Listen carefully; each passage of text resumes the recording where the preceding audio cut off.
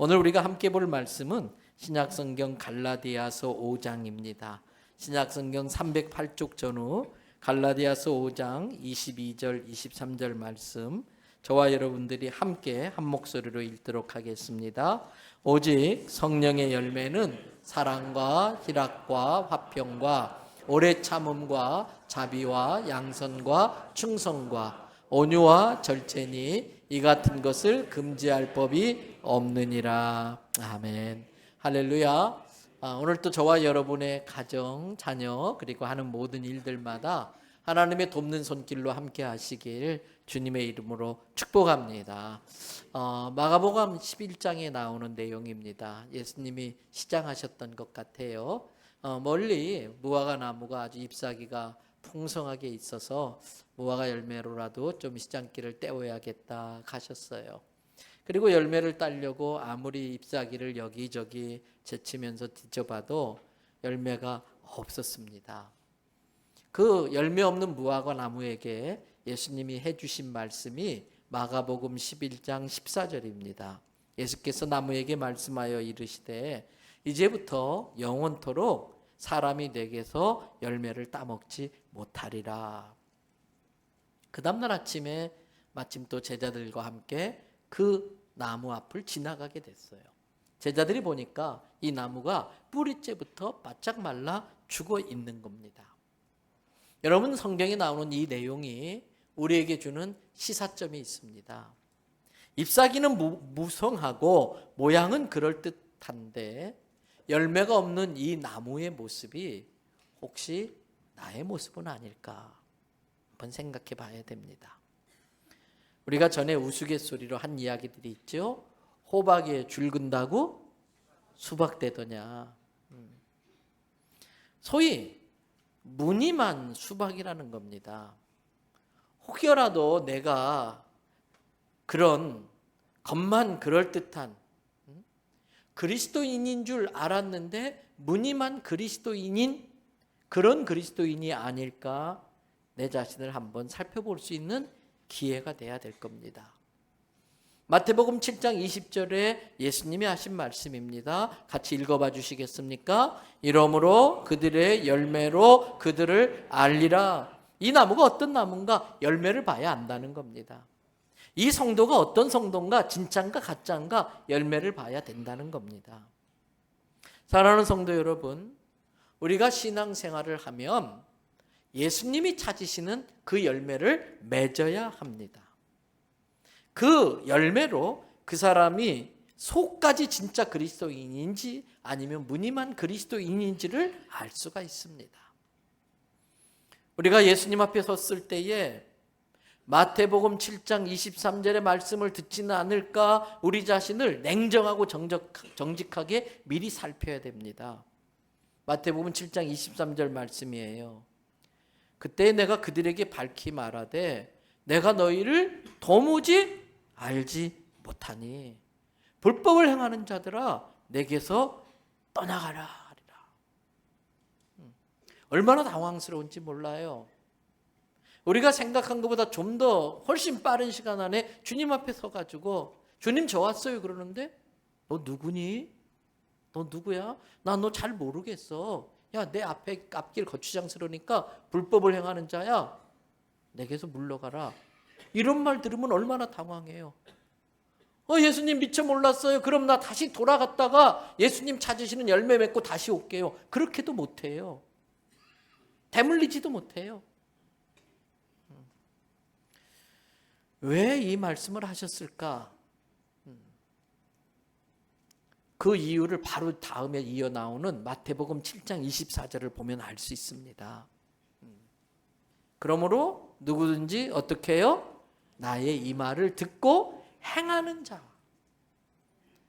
내가 하는 말을 듣고 행함으로써 열매를 맺는 사람은 마치 반석 위에 집을 짓는 지혜로운 사람 같지만 내 말을 듣지 않았다든지 듣고도 행하지 않아서 그렇게 인생을 살아버린 사람은 비바람이 불면 다 흔적도 없이 사라지는 모래 위에 지은 집과 같다.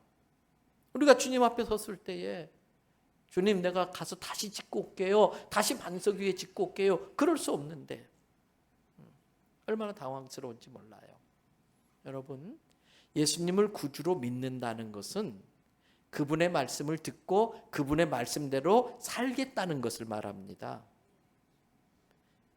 그래서 말씀의 열매를 맺는 게 성도의 삶입니다. 우리가 주님 앞에 섰을 때 주님은 그 무화과 나무에게 그러셨던 것처럼 우리에게도 열매를 찾으실 거예요. 주님이 찾으시는 열매가 없으면 내가 너희를 도저히 모르겠어. 불법을 행하는 자들아, 내게서 떠나가라, 이렇게 말씀하실 겁니다. 여러분, 내가 진짜 제대로 예수 믿으면 반드시 열매를 맺습니다. 나무가 열매를 맺으려고 몸부림치지 않습니다. 나무는 열매를 맺으려고 하지 않아도 나무에 붙어 있으면, 나뭇가지가 나무에 붙어 있으면 열매는 저절로 맺어집니다. 우리의 신앙생활도 마찬가지입니다. 내가 신앙의 열매를 맺으려고 굳이 몸부림치지 않았어도 내가 진짜 예수 믿으면, 그리고 그 예수님을 믿고 그분이 시키는 대로 그분 말씀대로 행하면 내가 맺지 않으려고 해도 저절로 내게 열매가 맺어집니다. 그러므로 여러분, 오늘 본문에 나오는 성령의 9가지 열매는 오랜 시간 내가 노력하고 수양을 닦아서 맺어진 열매가 아닙니다. 제대로 신앙생활을 해서 나도 모르는 사이에 저절로 맺어지는 열매입니다. 사람들이 갑자기 막 화를 내요. 그리고 좀 수습이 되면은 민망하잖아요. 민망하면 뭐라고 하는지 아세요? 아이고 죄송합니다. 아직 제가 뭐가 덜 돼서? 수양이 덜 돼서 그렇습니다. 이해해 주세요. 용서해 주세요. 수양이 덜 돼서 그렇습니다. 그래요. 수양이라는 게 뭘까? 한자로 찾아봤어요. 한번 띄워주실래요? 이 숫자는 닦을 숫자입니다. 이 양자는 키우다, 기르다, 기를 양입니다. 수양은 몸과 마음을 닦아서 성품과 지식과 교양을 높은 경지에 끌어올린다는 뜻의 말입니다. 그래서 많은 사람들이 나는 이렇게 수양을 많이 했기 때문에 웬만하면 성질도 안 부리고 이제 나는 그렇게 사는 걸 내 인생의 목표로 삼고 있어. 막 수양을. 그런데 결국은요, 어떤 상황에 딱 닥치면 속된 말로 뚜껑 열리잖아요. 요즘 젊은 애들 말로 빡치잖아요. 그럼 뭐라 그래? 막 열내고 막 성질내고 나중에 이제 아이고 아직도 내가 수양이 덜 됐네. 수양이 덜 돼서 그래. 이렇게 말할 수밖에 없는 상황에 처할 때가 얼마나 많은지 모릅니다. 그런데 정확히 아셔야 됩니다. 신앙생활은 그런 거 아닙니다. 신앙생활을 도 닦는 것처럼 하시면 안 됩니다. 신앙생활을 교양의 폭을 넓히고 수양하듯이 하려고 하시면 안 됩니다. 신앙생활은 예수 믿고 내가 진짜 달라지는 거예요. 신앙생활은 변화되는 거예요. 그래서 하나님의 능력으로 호박이 수박되는 게 신앙생활이에요. 호박이 수박인 척하는 게 아니고 진짜 호박이 수박이 되는 기적이 일어나는 게 신앙생활입니다. 때문에 성령의 열매는 노력과 수양의 산물이 아닙니다. 성령의 열매는 변화의 결과입니다. 인생의 주인이 바뀌어. 그전까지 내가 주인인 줄 알고 내 뜻대로 살면서 수박인 척하며 살았지만 인생의 주인이 바뀌어서 정말 예수님의 말씀에 순종하며 살면 저절로 열매가 맺어집니다. 내가 교회 다닌다고 하면서도 아직도 내게 예수님이 찾으셨던 그 열매가 없다고 생각한다면 내가 말씀을 교회 다니지만 듣지 않았다는 뜻이고 말씀을 읽지 않았다는 뜻일 것이고 읽었어도 그대로 행하지 않았기 때문에 열매가 맺어지지 않고 있는 겁니다. 말씀을 제대로 듣고 행하면 열매는 맺어질 수밖에 없습니다.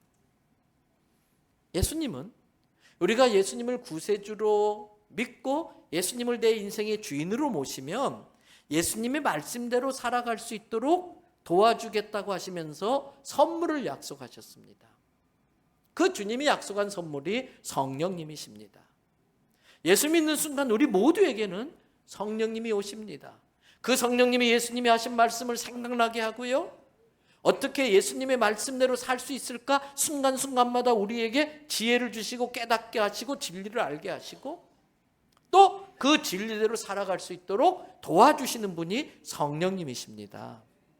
그렇게 살면 내가 굳이 맺으려고 하지 않아도 저절로 내게 성령의 9가지 열매가 맺혀지는 것입니다. 성령의 9가지 열매가 어떤 열매인지 다시 한번 본문을 통해서 살펴보십시다. 갈라디아서 5장 22절 23절입니다. 오직 성령의 열매는 첫째, 사랑, 둘째, 희락, 셋째, 화평, 오래 참음, 자비, 양선, 충성, 온유, 절제. 근데 이 같은 것을 금지할 법이 있다 없다? 없다는 거예요. 때문에 제대로 예수님 믿으면 성령 열매를 맺지 않는 게 더 어렵습니다. 제대로 예수 믿으면 열매 안 맺는 것보다 열매 맺는 게 쉽습니다. 우리가 제대로 예수 믿을 때에 성령의 열매 맺어지는 걸 금지할 것들이 없다는 거예요. 이 세상 어떤 것도 그걸 막을 수가 없다는 겁니다. 오늘은 그 9가지 성령의 열매 중에서 사랑이라는 열매에 대해서 좀 더 살펴보려고 합니다. 사랑은 나머지 뒤에 나오는 8가지 열매의 뿌리와 같다고도 할 수 있어요. 사랑을 하면 내 마음에 기쁨이 차오릅니다. 기쁨이 차오릅니다. 희락. 사랑하는 곳에 다툼이 있을 수 없어요. 사랑이 있는 곳에는 화평의 열매가 맺어집니다. 사랑하니까 오래 참아내는 거예요.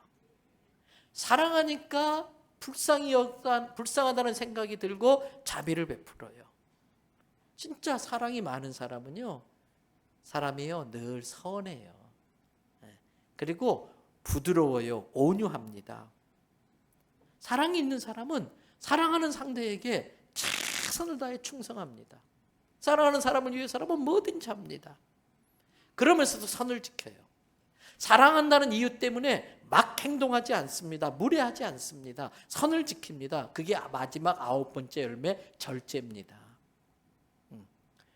그러므로 사랑은 신앙생활의 시작이고요.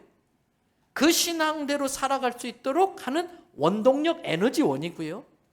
그 사랑은 신앙생활에 맺어지는 모든 열매의 근원인 것입니다. 때문에 우리는 기도의 내용을 좀 생각해 봐야 돼요. 다른 어떤 기도보다도 주님, 제 안에 예수님의 사랑이 많아지게 해주세요. 주님, 제가 예수님의 사랑을 많이 받아보고 예수님의 사랑의 본질을 제대로 깨달아서 저도 그런 사랑하는 사람 살게 해주세요. 그런 기도 많이 하셔야 돼요. 그러면 사랑이 뭘까? 온통 세상에 널린 게 사랑이에요. 노랫말에도 사랑, 드라마에도 사랑, 뭐 별별 사랑들이 다 있는데 정작 사랑을 아는 사람은 많지 않으니까 참 아이러니예요. 그러면 사랑은 뭘까? 사랑은 먼저 하는 것만이 사랑입니다. 사랑은 뭐라고요? 먼저 하는 거. 받고 난 다음에 하는 건 사랑이 아니에요. 사랑을 받고 난 다음에 하는 건 사랑이 아니에요. 그건 보답입니다. 사랑받고 난 다음에 하는 건 사랑 아닙니다. 그건 도리입니다. 나를 사랑하는 사람에게 사랑으로 보답하는 건 당연한 거고, 나를 사랑하는 사람에게 사랑하는 건 당연한 도리이지요. 때문에 사랑은 먼저 하는 겁니다. 하나님의 사랑은 뭡니까? 모든 하늘 영광을 버리고 사람의 몸으로 하나님이 나를 먼저 찾아오셨어요. 내가 하나님을 먼저 찾아간 것이 아니고 하나님이 나를 먼저 찾아왔기 때문에 이 시간 내가 여기 있는 거예요. 나보다도 하나님이 먼저 나를 사랑하셨어요. 그러면 이 사랑이 먼저라 하는 게 진짜 사랑이라고 할 때에 이 먼저라는 말이 갖는 의미가 있어요. 왜 먼저 해야 될까? 사랑하기 힘든 사람을 사랑해야 되기 때문에 먼저 해야 됩니다. 사랑하기 힘든 사람을 사랑해야 되기 때문에 사랑은 먼저 해야 돼. 그래서 먼저가 필요한 거예요. 진짜 사랑은 사랑할 수 없는 사람을 사랑하는 겁니다. 사랑스러운 걸 사랑하는 건 당연하지요. 아이고 귀여워라, 아이고 사랑스러워라. 그건 세상 사람들도 다 그렇게 해요. 그건 세상 차원의 사랑입니다. 사랑스러운 것조차도 사랑스럽게 느껴지지 않으면 그 사람은 인생은 삐딱한 거예요. 사랑스러운 게 사랑스러운 건 당연한 거잖아요. 그러나 예수님이 가르쳐주는 사랑은 그 인간적 차원의 사랑을 뛰어넘습니다. 어떤 차원의 사랑을 예수님은 우리에게 말씀하셨을까요? 마태복음 5장 43절 44절을 볼게요.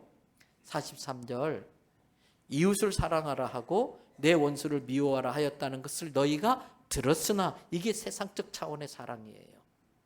나랑 관계 좋은 사람하고 사랑하며 사이좋게 지내는 거, 그건 당연히 그렇게 해야죠. 나를 힘들게 하는 그놈 미워할 수 있는 거예요. 미운 짓 하니까 미운 거예요. 그걸 세상 사람들은 다 이해해 줘요. 그게 세상 사람들의 차원입니다. 그런데 예수님은요, 아니야, 너희가 정말 예수 믿기로 했다면 그 차원을 더 넘어가서 올라가야지. 그리고 하신 말씀이 44절이에요. 나는 너희에게 이르노니, 뭐라고 그랬어요? 누구까지? 원수까지 사랑해. 그리고 너희를 괴롭히고 핍박하고 박해하는 자들 위해서 뭐 해라? 저주하라가 아니고 기도하라예요. 이런 사랑은 인간 차원에서 할 수 없는 겁니다. 도 닦는다고 수양한다고 되는 게 아닙니다. 그런 척 할 수는 있습니다. 그러나 어느 한계를 넘어가면은 본색이 나옵니다. 이런 사랑은 내가 완전히 예수님의 능력으로 호박에서 수박으로 변화되어야만 할 수 있는 사랑이에요. 이러한 사랑은 성령의 능력으로만 할 수 있는 사랑입니다. 그래서 만일 우리가 이러한 사랑을 통해서 열매를 맺으면 그 열매를 수양과 노력의 열매라고 하지 않고 뭐의 열매라고 부른다고요? 성령의 열매라고 부르는 거예요. 왜? 내 힘으로 맺은 게 아니고 성령의 능력을 통해서 맺어진 열매이기 때문에 나의 열매, 수양의 열매라고 하지 않고 성령의 열매라고 부를 수밖에 없는 것입니다. 예수님이 예수님 되실 수 있었던 것은, 예수님이 우리의 구세주가 되실 수 있었던 것은 우리에게 너희는 이렇게 살아야 돼, 이게 제대로 사는 거야, 그렇게 가르쳐만 주시지 않고 본인이 직접 그렇게 사셨기 때문에 예수님이 예수님 되실 수 있었어요. 원수까지도 사랑해 가르쳐 놓고 끝난 것이 아니고 직접 십자가에서 그렇게 실천해 주셨기 때문에 우리의 구세주가 될 수 있었던 것입니다. 누가복음 23장에 보면 예수님이 십자가에 못 박혀 죽으시는 과정 속에 몇 마디 말씀하시는데 그 중에 한 마디 말씀이 34절이에요. 여러분의 이해를 좀 더 돕기 위해서 새번역 성경 버전으로 한번 읽어봐 드립니다. 그때 예수께서 말씀하셨다. 아버지, 저 사람들을 어떻게 해요? 용서해 주세요. 왜 용서해 달라고 한지 아세요? 저 사람들은 자기네가 무슨 일 하는 일을 알지 못합니다. 그런데 여러분, 지금 이 기도를 누구한테 하는, 누구를 위해서 하는 기도냐? 자기한테 침 뱉고 자기 뺨을 치고 욕을 하고 자기한테 막 대못을 받고 자기를 창으로 푹 찌르는 사람들을 위해서 기도하고 있는 거예요. 아버지, 저 사람들이 아직 진리를 몰라서 그래요. 저 사람들이 내가 누군지를 몰라서 그래요. 그러나 내가 십자가에 죽고 부활하면 저 사람들이 참 진리를 알게 될 거니까 그때까지만 참아주세요. 이 죄를 저들에게 돌리지 말고요, 용서해 주세요. 그 기도하는 거예요.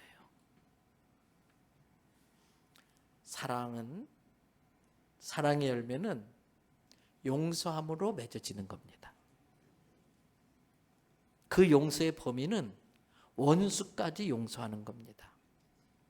근데 여러분, 왜 용서가 필요한지 아세요?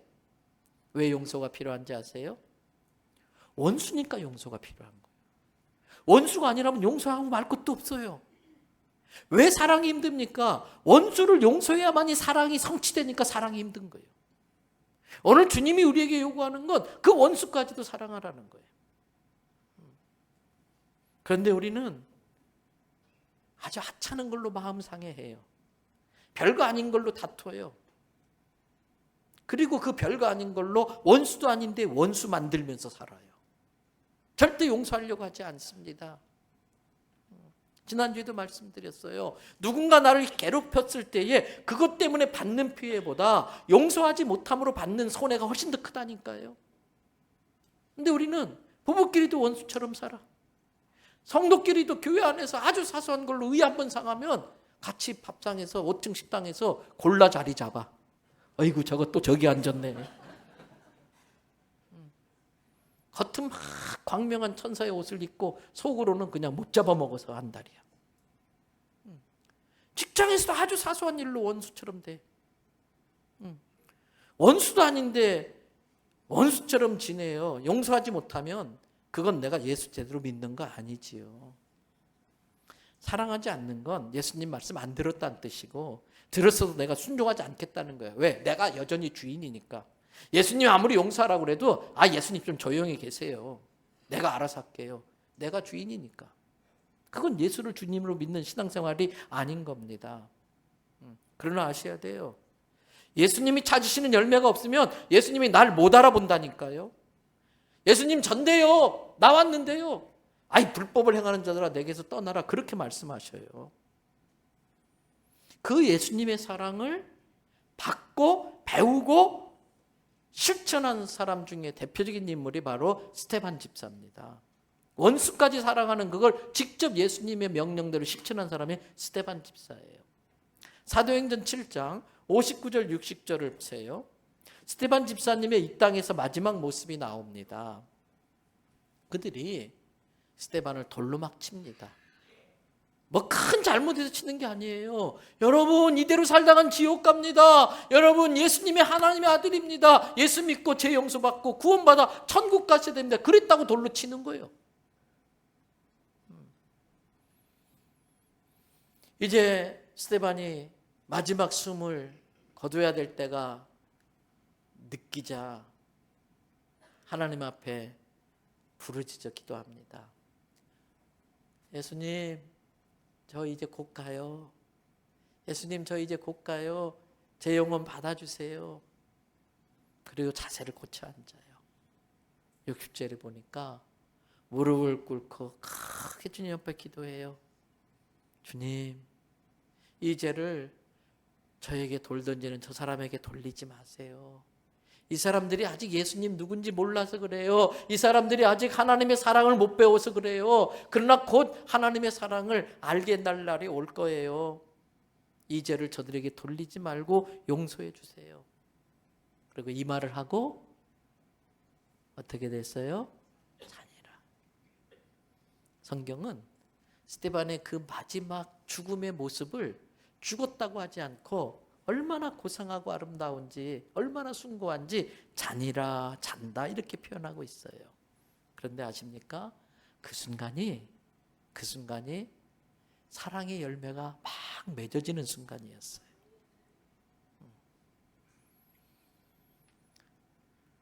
여러분 이것은 돌을 닦고 수양을 한다고 되는 게 아니에요. 우리도 스데반 집사님처럼 그렇게 될 수 있는데 어떻게 스데반 집사님이 그 상황에서 그 지경에서 그렇게 될 수 있는지를 성경이 가르쳐줘요. 사도행전 10장 55절을 보세요. 다 같이 함께 읽어보십시다. 스데반이 성령 충만하여 하늘을 우러러 주목하여 하나님의 영광과 및 예수께서 하나님 우편에 서신 것을 보고 두 가지. 첫째는 스데반이 뭐로 충만했다? 성령. 원망으로 충만해지면 안 됩니다. 하나님 내가 뭐 잘못했다고요? 나는 복음 전했는데 내가 왜 이렇게 돌에 맞아 죽어야 됩니까? 하나님 이럴 수 있습니까? 원망으로 충만해지면 안 돼요. 너네들 두고 보자 내가 어떻게든 살아나서 너네들 던진 돌보다 10배로 큰 돌로 너네들 박살낼 거야. 복수로 충만해지면 안 돼. 미움으로 충만해지면 안 돼. 진짜 예수 믿는 사람은 어떤 경우에도 성령으로 충만해져야 할 줄로 믿습니다. 성령으로 충만해지면요 자기를 돌로 치는 사람을 보는 게 아니라 하늘을 우러러보게 돼. 하늘을 우러러보면 하나님의 영광을 볼 수 있어. 하나님의 영광을 보는 순간부터 이 땅의 것들이 얼마나 시시한지 정말 쓰레기같이 잠깐 있다가 없어지는 아침 이슬같이 안개처럼 정말 볼잘 것 없다는 걸 본능적으로 알아. 하늘의 영광을 보고 나면. 그리고 신앙생활은 사람 바라보는 거 아닙니다. 예수님 바라보는 거예요. 스데반은 하나님 모자 우편에 있는 예수님을 본 거예요. 사람 바라보면 시험 듭니다. 사람 바라보면 실망합니다. 예수님 바라보는 거예요. 그 예수님 바라보는 순간, 맞아, 나도 얼마 전까지는 사람들을 돌로 치던 일을 했던 사람이지. 나도 얼마 전까지는 내가 제일 잘난 줄 알고, 내가 옳은 줄 알고, 내가 의로운 줄 알고, 다른 사람을 정죄하고 손가락질하고 돌 던졌었지. 근데 내가 예수님 믿고 죄인인 걸 깨닫고 내가 회개했고 하나님의 은혜로 구원받았는데, 예수님 바라보면 자기가 죄인이라는 걸 기억하게 돼. 사람 바라보면 그래도 쟤보단 낫지. 자기가 의로운 줄 알아. 믿음의 주요, 온전케 하시는 예수님만 바라보시기를 바랍니다. 그러면 나도 예수님처럼 용서하며 살아야지, 이 마음이 드는 거예요. 이스테반 집사님의 죽음을 통해 놀라운 열매가 맺어집니다. 이스테반 집사의 모든 죽음의 과정을 지켜봤던 한 사람이 있습니다. 사도행전 7장 58절입니다. 성 밖으로 스데반 집사를 내치고 돌로 치는데 증인들이 옷을 벗어 스데반 집사 저거는 죽어도 싸, 죽어야 돼, 돌로 쳐 죽여야 돼, 이렇게 증인들이 옷을 벗어서 너 증인해? 어떤 사람 앞에 옷을 놓는데 그게 바로 누구였더라? 사울이더라는 거예요. 사도행전 8장 1절은 그 사울에 대해서 이렇게 이야기를 합니다. 사울은 그 스데반 집사가 죽임 당하는 걸 어떻게 여겼어요? 저건 뒤져야 돼. 저건 돌에 맞아 죽어도 싸. 마땅히 여겼다는 거예요. 그러나 사울은 스데반 집사가 죽어가는 그 마지막 모습을 보면서 표현은 안 했지만 속으로는 충격을 받았을 거예요. 자기가 옳다고 여겼다는 것이 진짜 옳은 것일까? 자기가 진리라고 믿고 있는 그것이 참 진리일까? 자기의 모든 가치체계가 막 흔들리기 시작합니다. 요즘 애들 말로 멘탈이 붕괴돼서 멘붕이 오기 시작합니다. 근데 이미 사울은 스데반한테 그렇게 멘붕 붕괴를 당했어요. 언제부터인지 아세요? 사도행전 6장 15절을 보세요. 거기에 보니까 공회 중에 앉은 사람들이 다 스데반을 주목하여 보니 그 얼굴이 어떻다? 천사의 얼굴 같았더라. 예수 믿는 사람의 얼굴은 마귀 할망구 같으면 안 돼. 목사님 왜 나를 쳐다보고 저러시나. 그렇게. 예수 믿는 사람의 얼굴은 마귀 할망구 같으면 안 돼. 천사의 얼굴 같아야 돼요. 때문에 여러분 종종 거울 속에 비춰진 자기를 보는 시간을 좀 가져야 돼요. 거울 속에 비춰진 자기의 모습이 어떻게 보이는지를 내가 먼저 알고 있어야 돼요. 웃음기 없는, 늘 뭔가 긴장하고 웃음기 없는 얼굴, 세상 모든 근심은 다 지고 있는 것 같은 근심 어린 얼굴, 혹시 그 거울 속에 그런 사람이 보이진 않던가요? 이 세상을 늘 비관적으로 보고 삐딱하게 보고 아주 냉소적으로 보는 그러한 아주 야비한 미소의 표정을 지닌 사람의 모습이 그 안에 있진 않던가요? 힘없는 사람 앞에 거들먹거리고 건방 떨며 아주 사람들을 우습게 보는 교만한 표정의 모습이 거기서 보이진 않던가요? 경직을 경건으로 착착해 가지고 유머도 없고 미소도 없고 굳어있는 모습이 거기에 보이지 않던가요? 여러분, 나도 나를 보고 안 웃어주는데 남이 나를 보고 웃어줄 리가 있나? 제가 설교하면서 이 말을 만들고도 감동받고 은혜를 받았어요.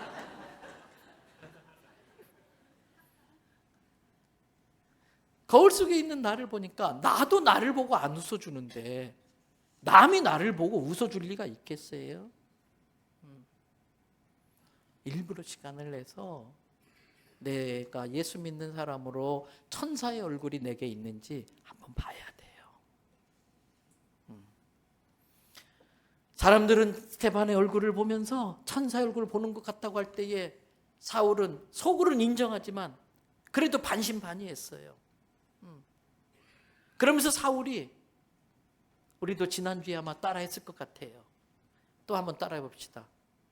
네가 이래도? 네가 돌 맞고도 감사해? 네가 돌에 의도 터져 죽어가면서도 천사의 얼굴? 네가 이래도? 근데 스데반은 마지막 순간까지 아주 고요히 잠들듯이. 그래서 우리 지난주 따라했죠. 사단이 네가 이래도 그럼 뭐라고 한다고? 벌써 다 잊어 잡수셨어요? 잡술 걸 잡수셔야지. 그런 건 잡수시면 안 돼. 다 같이 그래 그래도. 그래 그래도 나 예수님께 감사할 거야. 그래 그래도 나 기뻐하며 살 거야. 왜? 지금은 많이 아파. 나도 아파. 그런데 내가 곧 천국에 들어갈 거야. 더 이상 이 돌이 나를 어쩌지 못해. 더 이상 이 질병이 나를 어쩌지 못해. 나 이제 곧 주님 품에 안길 거야. 그래 그래도 나 예수 믿을 거야. 이게 성도의 삶이 되어야 하는 겁니다. 그 스데반의 모습을 보는 사울은 충격을 받아요. 도대체 예수가 누구야? 도대체 예수가 어떤 존재야? 나는 율법에 능통했고 율법을 다 지켜왔고 세상의 최고의 학문을 공부했고 모든 사람이 부러운 걸 다 지녔는데도 내겐 평안이 없어. 겉으로 당당하지만 내 속에는 비굴함이 있고 비겁함이 있는데 저 스데반은 어떻게 저렇게 평안할 수 있지? 어떻게 저 돌 맞으면서 당당할 수 있지? 자기의 모든 멘탈이 붕괴되는 거예요. 그러면서 마음이 점점 심란해집니다. 내가 제대로 사는 걸까? 내가 정말 진리를 믿고 그 진리를 따르며 살고 있는 걸까? 그런데 여러분, 자기 것이 가짜라는 게 드러나면 드러날수록 사람들은 더 안달합니다. 그걸 더 붙잡고 싶어 하는 겁니다. 그러면서 사울은 자기의 모든 가치관이 막 무너져 내리니까 더 안달하면서 어떻게 합니까? 사도행전 8장 3절을 보세요. 사울이 교회를 뭐예요? 잔멸하지. 씨도 남기지 않고 잔챙이까지 다 멸해버리겠다면서 더 극성을 부리는데요. 사도행전 9장 1절 2절을 보세요. 사울이 주의 제자들에 대하여 여전히 어떻게? 위협과 살기가 등등한 거예요. 그리고 제대상 찾아갔어요. 2절에 보세요. 제사장님, 저기 다메섹이라는 동네에 예수쟁이들이 모여 있다는데 그것들 그냥 놔두면 안 돼요. 암 같은 존재예요. 저한테 공문서 하나 주세요. 제가 그 공문서 권위를 가지고 그놈들 싹 잡아다가 그냥 묶어올게요. 그리고 가는 거예요. 가면서도 사울의 마음은 무거운 거예요. 막 머리는 혼란스러운 거예요. 막 가치관이 막 충돌이 일어나는 거예요. 어둠에 확 사로잡혀요. 근데 그때 예수님이 나타나세요. 큰 소리로 밝은 빛으로 사울에게 임하는 거예요. 어둠에 갇혀 있을수록 그 힘, 그 빛의 밝음의 힘은 더욱더 커질 수밖에 없는 거지요. 그러면서 음성이 들려요. 사도행전 9장 4절을 보세요. 사울아, 사울아. 그 밝은 빛 앞에 팍 꼬꾸라져 있는데 사울아, 사울아. 네가 어찌하여 나를 박해하느냐? 여러분, 여기에서 중요한 거 알아야 돼요. 예수님이 네가 어찌하여 나 믿는 사람을 박해하느냐라고 하지 않으셨어요. 누구를 박해한다고 그랬어요?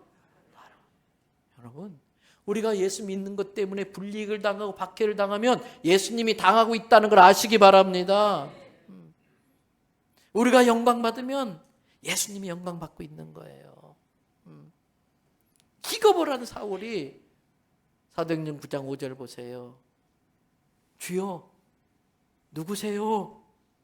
누구세요? 그때 예수님이 뭐라고 그래요? 나는 네가 박해하는 예수야. 네가 핍박하는 예수야. 네가 괴롭히는 예수야. 이 말이 담긴 의미가 뭘까요? 너는 나를 박해하지만 난 널 사랑해. 너는 나에게 못을 박지만 나는 너에게 박힌 못을 빼줄 거야. 난 너 사랑해. 바울아, 너 스테반 봤지? 그 평안함, 그 담대함 너 봤지? 네가 부러워하는 그런 거 너도 그런 인생 살 수 있어. 이제 너도 달라져야지. 그 이후의 사울의 모습을 사도행전 9장 8절 9절에서 이렇게 전합니다. 사울이 땅에서 일어나 눈을 떴으나 어떻게 됐어요? 아무것도 못 봐. 그래서 자기가 무시했고 얕잡아봤던 그 사람 손 하나 의지해서 겨우겨우 끌려가. 9절에 음식도 못 먹어요. 죽을 것 같아. 배고파 죽을 것 같아. 음식이 안 넘어가. 물도 한 모금 못 삼켜. 그렇게 위협과 살기가 등등했던 사울의 모습은 온데간데 어디 갔는지 보이지 않습니다. 모든 스펙을 갖춘 사울입니다. 그러나 우리 주 예수 앞에서 아무것도 아니더라는 거예요. 그건 다 똥이라는 거예요.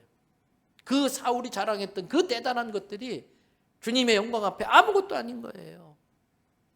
여러분, 세상에서 대단해 보이는 것도 하늘의 신령한 것들 앞에는 아무것도 아니라는 걸 깨닫기 바랍니다. 성경은 계속해서 그 이후에 달라진 사울의 모습을 전하고 있어요. 사도행전 9장 18절에서 23절. 18절 보세요. 즉시 사울의 눈에서 어떻게 해요? 비늘 같은 게 벗겨져 어떻게? 다시 보게 돼. 다시 봐야 돼. 내가 진리라고 믿고 있는 것, 내가 옳다고 신념 갖고 있는 것 다시 봐야 돼. 그게 진짜 진리인가? 교만의 비늘 벗겨야 됩니다. 내가 아는 게 전부인 것 같은 그 나의 지식의 비늘 벗겨야 됩니다. 그리고 참된 것, 영원한 것, 진리를 볼 수 있는 영적인 안목을 가지시기를 바랍니다. 그리고 19절, 18절 뒤에 보세요. 일어나 세례 받고 그랬어요. 18절 뒤에. 세례 받았다는 거 뭐예요? 거듭났다는 거예요. 새로 태어났다는 거예요. 이 세상에 어떤 대단한 사람도 예수 믿고 거듭나야 천국 갈 줄로 믿습니다. 다시 태어나야 돼.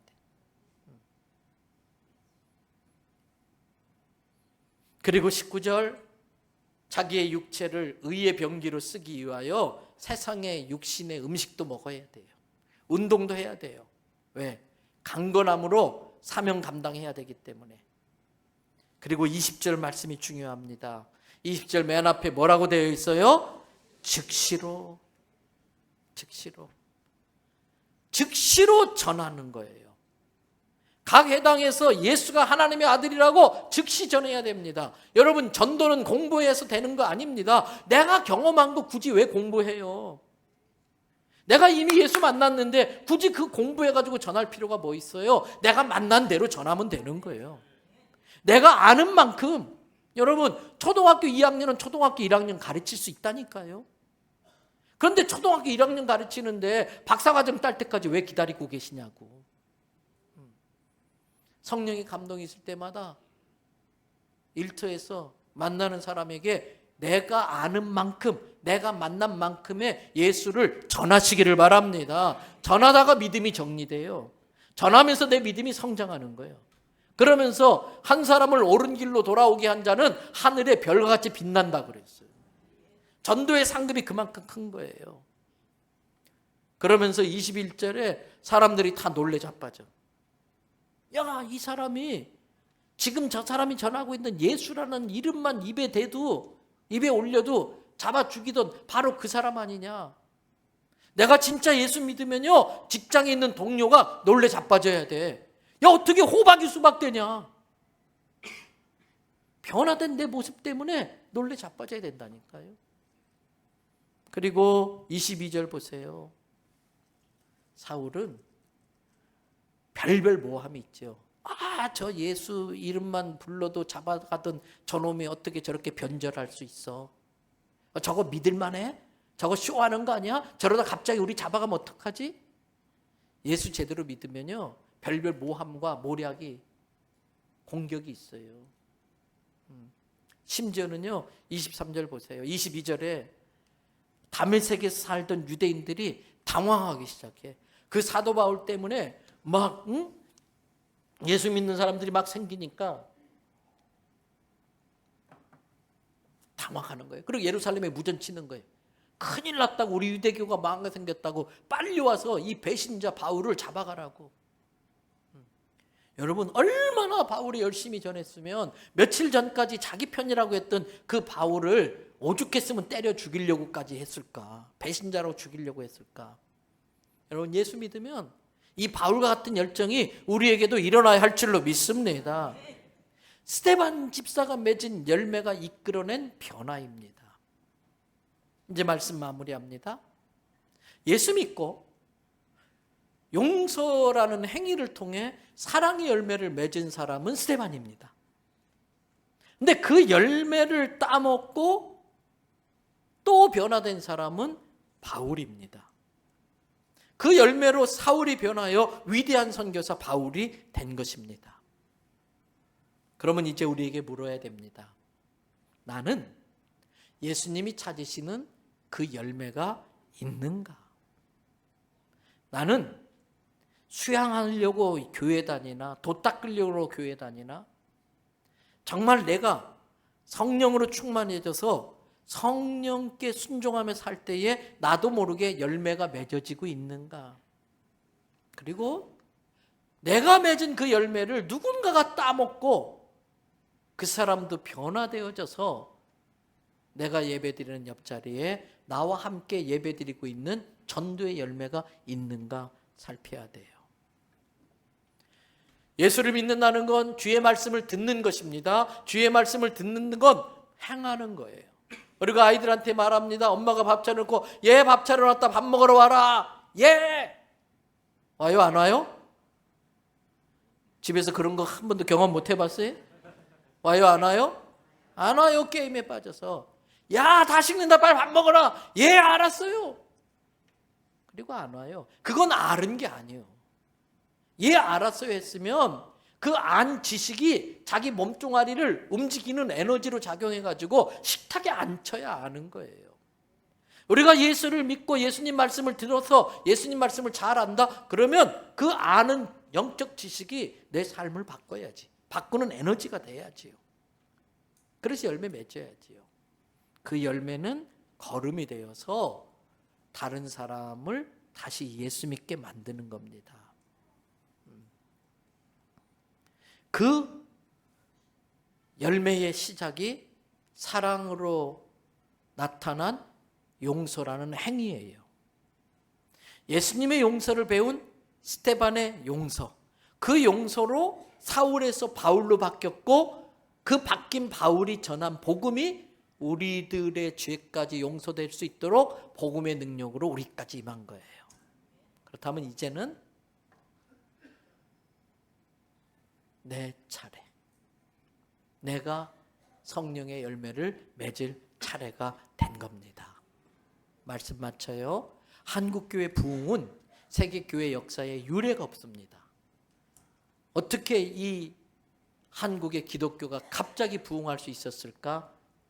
그 한국교회 부흥의 이면에는 자기 아들을 죽인 공산당을 양아들로, 자기 아들을 죽인 공산당을 모든 죄를 용서하고 양아들로 삼았던 손양원 목사님의 용서의 행위가 있었기 때문입니다. 한국교회 부흥의 이면에는 몇 년 전에 저와 함께 전라도 임자도라는 섬에 가서 들으셨을 거예요. 우리 권사님들. 그 임자진리교회 공산당 시절에 임자진리교회에 계시는 이판일, 그때는 장로가 아니었죠. 이판일의 아버지를 공산당이 다 죽였어요. 형제들 다 죽였어요. 이판일만 목포에 잠깐 나가 있어서 그 죽음을 면할 수가 있었어요.